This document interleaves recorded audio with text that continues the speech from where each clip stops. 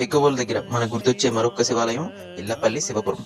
అదే మీకు ఇప్పుడు చూపిద్దామని ఈ వీడియో తీశాను. చూడండి, 108 స్తంభాలు కూడా మాట ఇది. ఇక్కడ 108 స్తంభాల్లో ఏ స్తంభం దగ్గర మనం స్వామివారికి అభిషేకం చేసినా ప్రతి 108 స్తంభాల దగ్గర ఒక శివలింగం ఉంటుంది.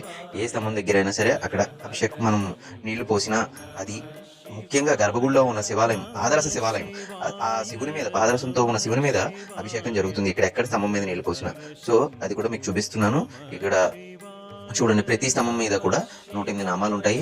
చూడండి, ఇక్కడ పోస్తే, ఇక్కడ శివలింగం మీద మనం పోస్తే, వాటర్ నీళ్లు పోస్తే, అక్కడ ప్రధాన గర్భగుడిలో ఉన్న పాదరస లింగం మీద ఈ వాటర్ అనేది పడుతుందన్నమాట.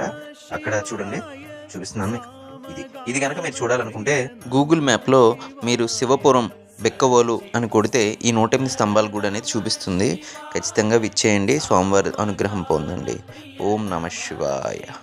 చూడండి స్వామివారి మీద ఎలా పడుతుందో.